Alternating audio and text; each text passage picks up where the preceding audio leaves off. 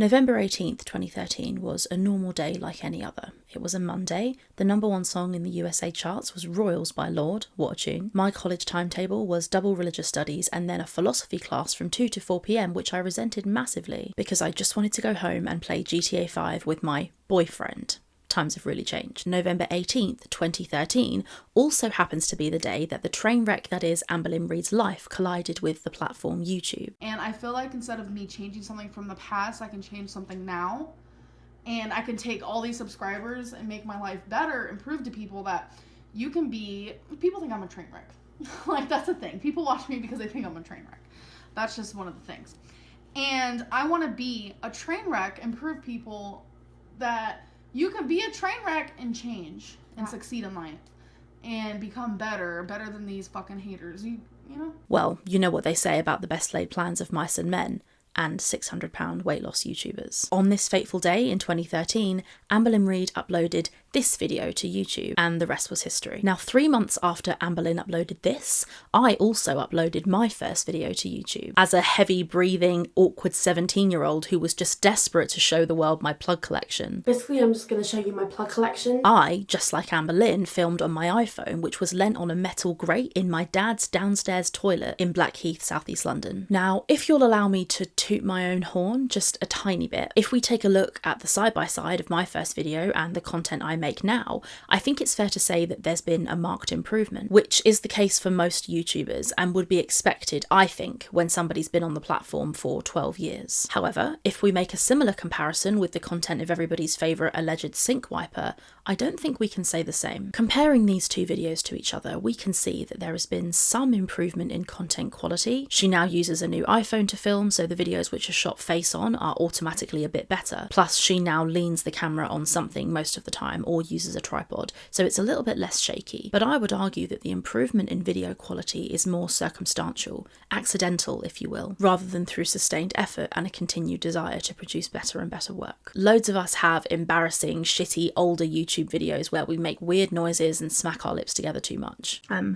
So yeah, where we stare at ourselves in the viewfinder and awkwardly explain why we're filming. Sorry, I've been looking at myself, not in the camera. But I think the general rule is that over time, the content quality improves. In the case of Amber, I don't think that this has happened that much. I would argue that Amberlynn Reid is still largely making the same content that she was making years ago. This isn't necessarily a bad thing. She's vlogging her life, and if this is what her life looks like, then fair enough. And I don't intend to sit here and bash her for it, but I do think that there is an interesting conversation that we can have surrounding the content Amber makes, why exactly she makes it, and how that has all been going. Now, I don't think we can reasonably assess the quality of the content without first identifying what the content is for. In order to do that, we can use what I mentioned in this video here, where I described Aristotle's function argument using a riding crop. I see you thirsty bitches in my comments, by the way, but once again, my G, Aristotle, comes in clutch, because we can kind of use the function argument to try and work out if Amber's content is good or not. If you haven't seen that video, that's fine. In a nutshell,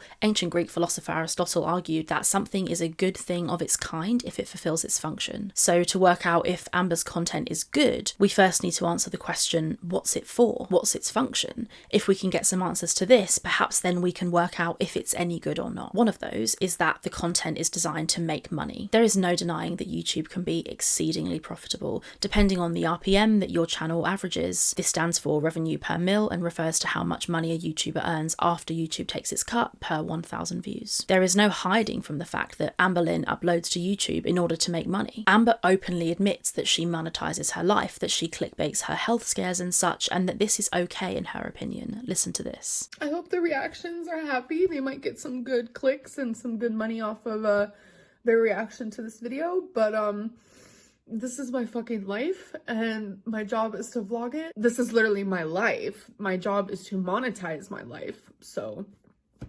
that's on that. So you can say what it is.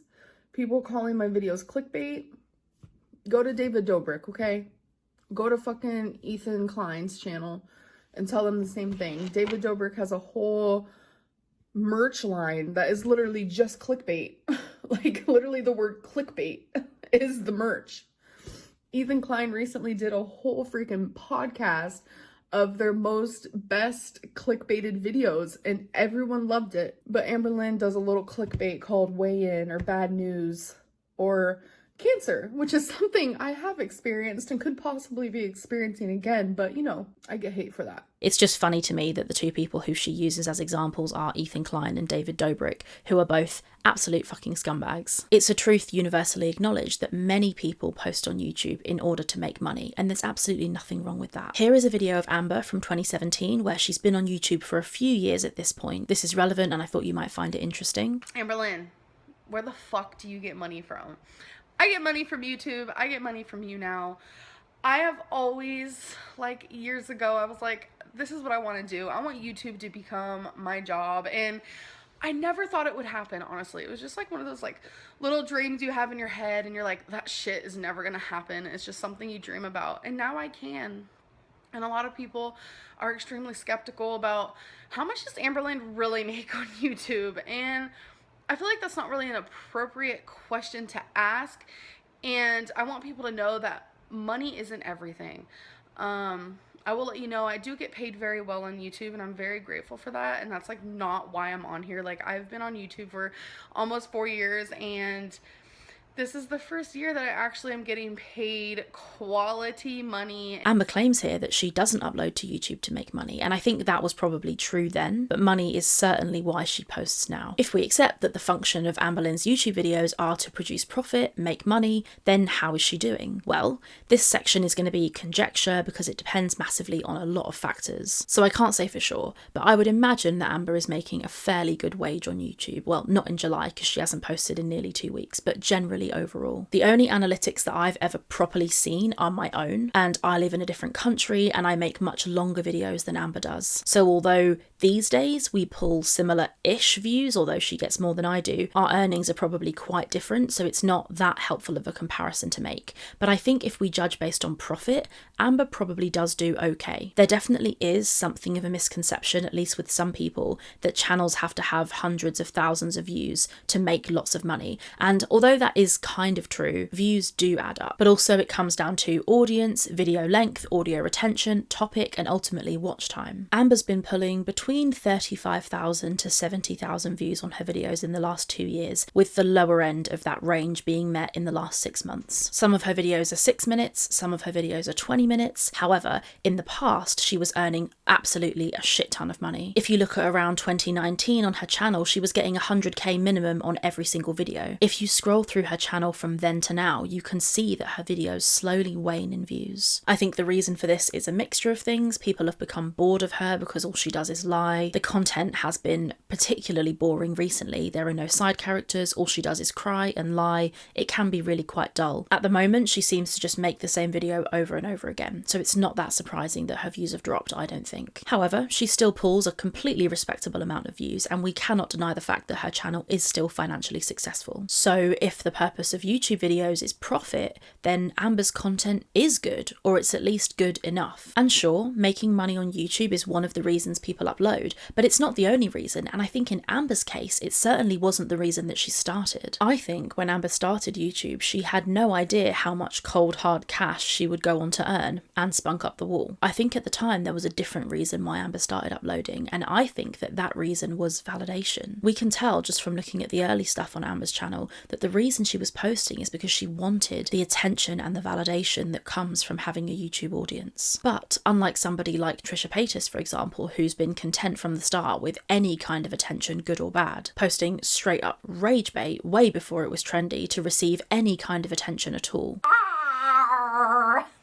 Okay. Unlike Trish, who, for better or worse, I would argue worse, Trish has pushed her rage bait to the absolute nth degree now, becoming, in my opinion, one of the worst people on the internet. She still has an incredibly successful YouTube career. Unlike her, I think Amber did care about the kind of attention she received. She didn't want any old attention, she wanted good attention. In the early days of her channel, Amber can be seen multiple times mulling over how many thumbs up and thumbs down she gets, and explaining how this really does bother her. Clearly in those days, she was completely affected by people's response to her. There's even this pretty telling clip where Amber's talking about the way that she's perceived on YouTube. I'll put it here, I'll cut out as much dead air as I possibly can. Why am I doing YouTube? Why am I doing this? Like, what is even the point? Like, I can't handle the rude comments. I'm not that strong. It's hard to be so vulnerable in my videos and so real and raw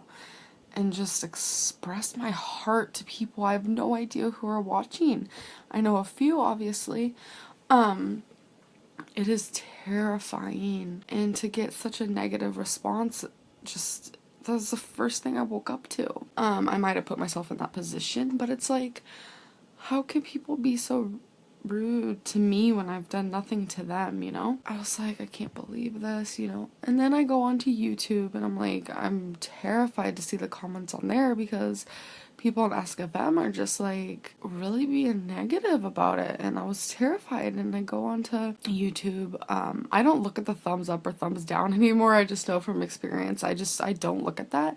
So I didn't look at that, but I went straight to comments. I was more overwhelmed with the comments on YouTube than the complete rudeness on Ask FM. I literally just started crying.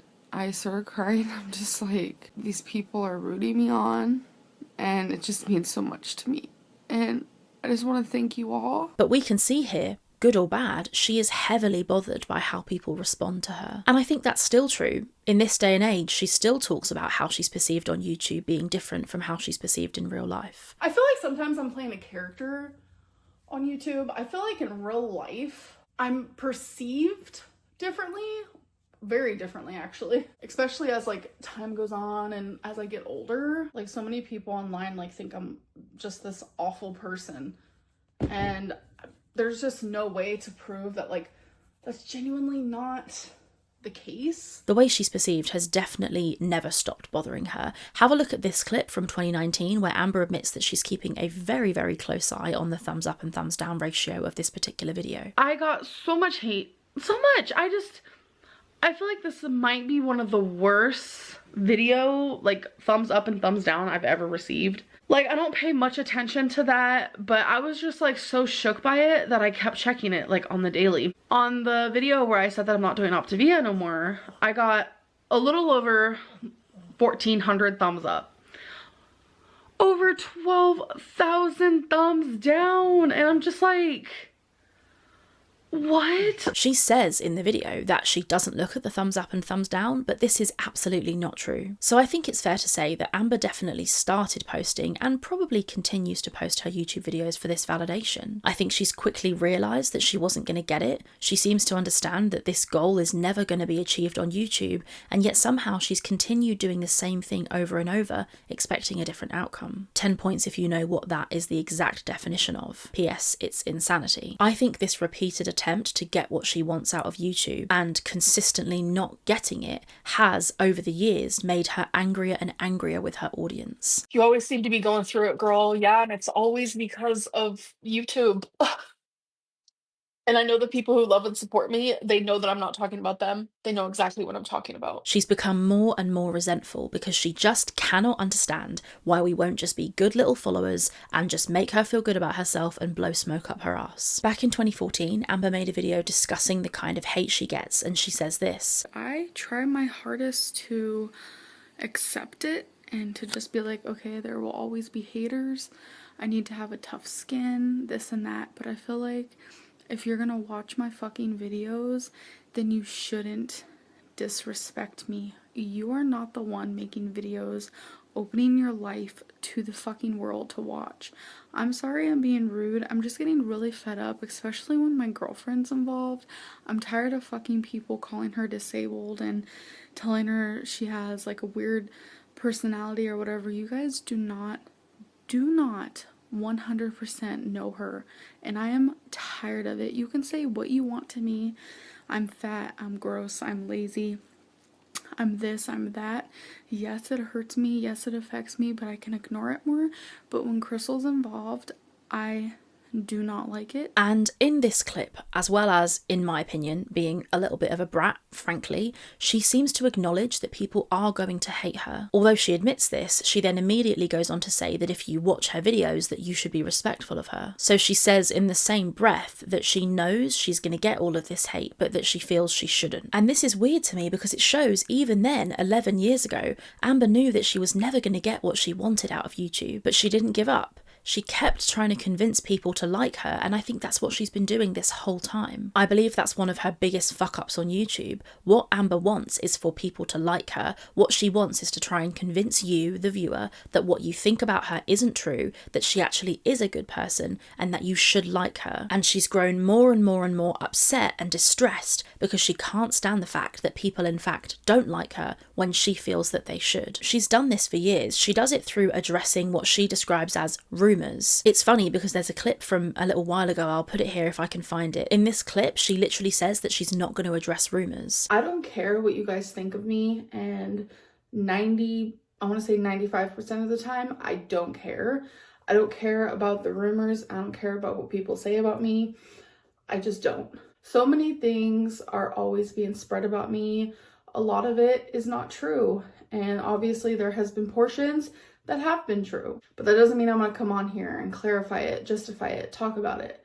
Nothing like that. And yet somehow her content now, or over the last few months, has been exclusively her addressing and being frustrated by various rumours. Addressing and validating rumours, I would say, is the exact definition of caring what people think about you. Hearing that somebody's saying something about you and wanting to clear it up is inherently an act that is done because you care what people think and say about you. Amber's been doing this for years, there's no denying it, and the funny thing is, she tries to make out that she doesn't care what people think about her, but that is entirely untrue, and we all know that. All of these crazy rumors that people say about me are false and untrue. Okay, wait, the lighting makes my hands look so dark. Okay, wait a minute. Wait, baby, can you come here real quick? Because people have been saying how, like, dirty my hands are. It's literally the lighting, because my hands does not look like this in person. Do my hands look like that in person? Or they don't look that dark in person? No. Like, at all? So they don't look like this in person? No. Okay. I just have to like have you repeat that over and over because I was like, why does everyone say that? But I get it now. Even now, Amber makes it extremely clear that she still cares very, very, very much what people think about her, and the validation that she has always sought is still what she wants to this day. There is a video somewhere, and I cannot for the life of me find it, and I know one of you guys will know which one it is. But in this video, it's not that old, it's relatively recent. Amber is explaining how she hopes that the positivity on her channel will go up and the negativity will go down, and that over time the channel will become a more positive place. I wish I could find that clip, and I promise you that it does exist, so you're just gonna have to trust me on that. But we can see from her saying this, that even after all these years, after all this time of being hated and ridiculed and disliked and called out for her shitty behaviour, even after all of that, she still holds this pipe dream that she desperately wants YouTube to be a place where she can go for validation. But anyone with half a brain can see that that is never gonna happen. All you have to do is watch one or two of Amber's previous videos, and you can see that validation from her audience is a hugely driving factor for the reason that Amber's making the content. But when she started to realise that she wasn't going to get what she wanted out of it, why didn't she quit then? Why did she keep filming videos? My theory is that the answer to this is because some response, even if it was negative, was better than no response at all. I think that although Amber wasn't getting the validation that she wanted, she still appreciated that she could send thoughts out to this YouTube platform and receive people's responses back, even if what came back was definitely making her feel worse. If she couldn't be loved, at least she could be perceived. I think this is why a lot of people post on YouTube, including people who make good money, is to feel like you matter, to feel that you exist, to feel like somebody is seeing you, and that's not inherently a bad thing. But I definitely think that Amber felt alive at the idea that she was being perceived. There is a well-known 18th century Irish philosopher called George Berkeley who says something that I think we can use in a little bit of a maybe meta kind of way to understand Amber a little bit better. Berkeley had a really interesting approach to metaphysics. He argued famously esse est percipi, which you may well have heard, and what it means is to be perceived. It's not quite at the level of Rene Descartes' I think therefore I am, but it's along those kind of lines. It's one of those big famous famous philosophical sentences. When you explain the theory in a nutshell, it sounds kind of ridiculous. It's basically the idea that no actual things exist. Nothing exists in matter. Stuff only comes into existence as an idea when it's being perceived. Perception includes things like being touched, being seen, being smelled or sensed. All that exists are ideas, not real things that are here in matter. So if I take this mouse that I use to click through my notes and go and put it in the hallway and come back in here and shut the door, the mouse ceases to exist because it's not being perceived. Actually, if we want to get technically really philosophical about it, that's not true, because Berkeley believed that God existed and perceived all things. But anyway, we won't get into that. It's basically the idea that if something is not being perceived in some way, then it doesn't exist. It's just an idea. It's a pretty wild theory, I think. And, you know, this video is not about metaphysics. It's about Amberlynn Reid. But I think we can take something of this theory and apply it to our girl. Berkeley was writing an attack on materialism, which has nothing to do with Amber, I will admit. But if we take this concept, the idea of existing because you're being perceived, and twist it on its head and look at it in a different way, through the eyes of modern internet creators, if we're making something and people are seeing it, it makes us feel that we exist. It's almost like my existence is validated through my YouTube channel because 40,000 people see me sitting in the dungeon 3 or 4 times a week, and you guys comment and respond and message me on Instagram at Rachel the Python. And it gives me a very clear sensation that I'm real, I exist, because I'm doing something and it's causing a response, so I must be here, right? And I think that that is what Amberlynn was experiencing in her YouTube channel, having a childhood of severe neglect where she was ignored and pushed aside. She finally had this audience who was there watching and responding to her and validating the fact that she's real, she's here, she matters. Amber could shout into the void in her YouTube videos and the void would shout back. It's like sending Morse code out into the night and then that thrill you feel when you receive a message back. There's someone out there and they can sense you, you're real, you matter. It's also kind of interesting because Berkeley's whole argument was that things don't have matter, they just exist in the mind. So it's kind of funny, that play on words, that being perceived makes you feel that you matter in a kind of personal, you know, I have importance sense, but also physical matter, which I think is kind of funny. I would argue that that is what is happening on Amber's channel. She loves the fact that people are commenting, watching and responding to her. She wants to be a stimulus to other people, and my god has she been successful. She's the stimulus of this video right now, and that's why I think a lot of people argue that reaction channels and the whole of girl world, well, the Amberverse at least, there's other girls, keep Amber going because they give her what she's always wanted, which is this validation of her own existence. Despite knowing how terrible YouTube was for her and how horrendous it made her feel, she would never give it up because it makes her feel alive. That's why I'm so confident that she will be back from this break. It's also easy money for her, which is a factor. If the purpose of Amber's content is to say, I'm here, I matter, look at me, I exist, then it's working. Also, it's worth noting that if that's the only purpose of the content, it doesn't actually matter if the content's any good or if the quality of it improves over time, because it still achieves that goal regardless of how well edited or well lit or how straight the camera angle is. Sure, what we're perceiving in these videos is often very shocking, but Amber would still rather be perceived than be ignored. And in this way, one could argue that her content is fulfilling its function perfectly. It's doing exactly what it means to do. She exists, and don't we all know it? However,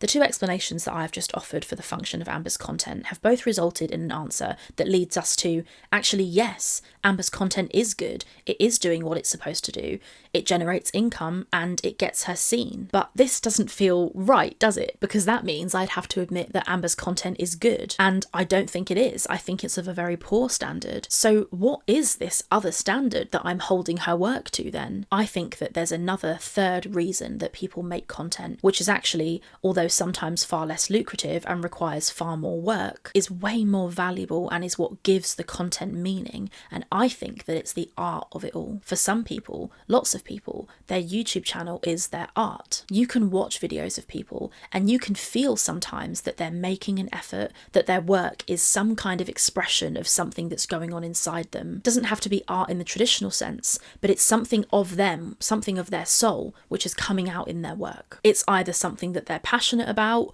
or they take a lot of care in their craft. They work hard and they're consistently bettering their content. When I think of that as an idea, I think of this channel here by this guy called Modern Goldsmith. Jordan is a goldsmith and YouTuber who makes beautiful, beautiful aesthetic videos where you can watch him craft lovely pieces of jewellery. As I researched for this video, I realised he hasn't been online in a while, so I actually hope he's okay. But his work is beautiful. You can see from the shots that Jordan takes, not only that he's an artist with the metals and stones that he works with, but he's a fantastic filmmaker who puts endless effort and time into his videos. In my opinion, the work is art. And this is how Jordan approaches his channel. You can see the lighting, the angles, the quality of the video, the way he chooses what to film and when to film it, and how to sequence and pace his videos. It's fantastic content and I highly recommend you all go and watch some of it. I think there are lots of YouTubers who approach their channels in this way. It doesn't have to be visual art with the filming and the lighting and the camera angle for there to still be a sense of this content that this person has made is being produced with a good amount of love and care and effort. Even if the care and effort is just put into saying what they want to say and saying the right thing, it doesn't have to be a beautifully shot video to be meaningful or important in that way. However, this whole YouTube videos as art concept isn't always that straightforward. It doesn't always make sense. If a lot of the point of YouTube is to make profit, then it can kind of fall apart. For example, this video here by Modern Goldsmith has 98,000 views, which is roughly the same number of views as this video here by Amberlynn Reid, where she stuffs her face with pasta. But if you just look at the difference in the effort put into this work and the experience of the viewer, in one you watch a beautiful handmade piece of jewellery being crafted, and in the other you watch a person film themselves in a shot which doesn't even include their head. If you consider these two videos through the lens of only financial gain, then both videos have the same number of views, they're roughly the same length, one's a bit shorter, and granted other factors would have affected earnings. But in terms of people voting for what's good content or worth consuming with their view, these videos are the same. And yet, this masterpiece from Modern Goldsmith is clearly, I think, far and away a better piece of content than a video of Amber's tits while she sits there and fiddles with some chicken on a plastic fork. I'm sure you see what I'm getting at here. There is clearly an inherent value in some YouTube work, which isn't present in others. And I think that this value comes down to, at least in part, the creator's ability to make art. And I really want to stress again that I'm not talking about just visual, pretty video art. I'm talking about something that has meaning. But of course, the value of art is entirely subjective. What makes good art is a subject for, I could make an hours and hours long video about that. Some people love things and some people hate things. People may disagree on one specific piece of art. For example, when I was in the Van Gogh Museum recently in Amsterdam, I saw this painting called The Potato Eaters, and it's a very strange painting. If you look at it, the point of the painting was to show that these people only eat potatoes. They were French, I think, peasants, and they spent all of their time growing and harvesting potatoes, and Van Gogh wanted that experience of potatoes being your whole life to be expressed in the picture. So the way he painted the people in this dark kind of negative way with hands and faces that almost look like potatoes, it's to make a point about the way the people are living. Now although I look at the painting and think, God, that's fucking hideous, I still think it's really cool and interesting work. Another funny example of this is this. Now I've shown this on my channel once before. Whoops, I fucked up my mic. So for those of you who remember, you might appreciate this. Sorry if the audio goes a little bit shit. I'll fiddle with it in post if I can, but this is a painting that I bought. It's not actually a painting, it's a print from TK Maxx for like 35 quid or something, and it's obviously a rendition of Gustav Klimt's The Kiss. The Kiss is my favourite painting ever. I haven't seen it in real life. I really want to go to, is it Venice? No, it's in a V named place, can't remember right now. I'll put it here, but it's in that country, and it's beautiful. The real thing is made of gold leaf, and it's one of the most stunning paintings ever. This is arguably a shitty, crappy, cheap rip-off of The Kiss. It's made of glitter, so if you touch it, it's like rough and bumpy, but I think it's fucking incredible. I haven't hung it up yet because I live in a rental, so I don't want to get told off. But my God, like, I fucking love it. I think it's so gay, it's so kitsch, it's just wonderful. But there are people who would look at this, including my girlfriend actually, who doesn't like it, and think, why the fuck have you bought that? That's hideous. But to me, This is beautiful. Now it's possible that I'm labouring the point and just using any possible excuse that I can find to show you that fucking lovely Klimt painting. But I think we can probably agree that there are various functions that art can serve. It can cause pleasure, it can rouse emotions, it can make important statements both politically and personally about the life of the artist. It can also inspire the creation of further art. That's one of the things that I love about it, its ability to make you think. And if you apply that concept to YouTube videos, then you can see how all kinds of videos could be described as good art. Some of the most interesting art that I've ever seen was by this artist called Lidia Lidia, who uses Barbie dolls to make commentary about violence against women. Trigger warning here for DV. If you don't want to see this, I'll put a timestamp here of where to skip to. Here are some examples of her art, and you can see from what I've got on the screen right now that the artist is using this medium of Barbie dolls to make points about various things, and it's powerful because from a distance it looks like a nice Barbie scene or something, and then the next thing you know you're looking at something much more thought-provoking and arguably much more harrowing. This is just one example, but for me, I think that that was valuable art. You might hate it. Hell, I kind of hate it, but I still think it's important. So I wonder, do Amberlynn's videos constitute good art in anyone's opinion? I'd say heck no, and some may disagree. There are people who like Amber's work. People say that it's soothing and comforting in its repetitive nature. I disagree, and I am going to confidently yuck your yum. If you like Amber and think her videos are good, then, you know, that's fine. But if creation of videos in general is an art form, which maybe it is, then some people might argue that Amber's videos are art. Those people are wrong, but they might argue it. When somebody told Amber in a video about 8 years ago that her vlogs suck, this is what she said. Ugh, your vlogs suck so bad. Okay, I get this one quite a bit, and yet these people keep coming back. I don't know if you guys are hoping for me to maybe go to like Bora Bora or like swim with the sharks or something, but my vlogs will probably always suck because I have kind of a lame life, and I'm very sorry, but I'm gonna admit that firsthand. So I don't know really what to say. I make videos for the sole purpose of I have tons of people who actually do like me and like what I have to offer. I'm sorry that I don't, you know, do amazing editing with my videos. I'm sorry that I don't have some like HD like freaking camera. Like, I'm sorry that I don't go to Disneyland or I don't go on vacations every 3 days. That's not me. I'm just a regular girl living a regular life that might be a little bit more boring than the average, but I do apologize for that. But I just feel like if you really do think my videos are super boring, then maybe you should also move on and watch someone else that you find a little bit more entertaining. This attitude, though, is so interesting to me. First of all, she says, go and watch someone else if you don't like it. And funnily enough, if everybody who didn't like her did that, she would lose 90% of her audience. Also, she says in this video, my vlogs will probably always suck. But what kind of attitude is that? So what? She admits that her videos are poor quality, but that she's not going to do anything to try and stop that. She blames this on the fact that she's a normal girl who doesn't go anywhere fancy, but that doesn't matter. She could show us what she does in a more valuable, more honest, more creative way. Ultimately, in a way which requires more effort. But she won't because she's lazy. I think that this is why, regardless of what you think the crux is of what makes a good YouTube video, Amber's videos will never qualify as good to me. Making money isn't enough, getting noticed and getting views is not enough, the work certainly isn't art, and ultimately there's not much valuable substance with what she puts out here because she isn't even trying. And this is not because she films herself in her bedroom on her phone. Loads of people do that and the videos still have value. And this is the main issue here. Regardless of what you think makes a YouTube video a good one, if you want the video to have meaning and value, you need to put effort in. If it's just a person speaking on a camera with no lighting and messy hair and a crappy camera angle and terrible audio, this can still be important and meaningful, but the value in that type of video would then come from what the person's saying, their ability to be honest and bare their soul. But of course, Amber doesn't do that. Lots and lots of quality issues can be forgiven if what you're saying is important. If you're going to put no effort into your video quality, then you'd better be saying something real, giving us something revealing and honest, and ironically, this is the opposite of what Amber does. It's also funny because Amber goes on about how genuine and raw and honest she is, which is just silly in my opinion. I'm gonna be like hella transparent right now.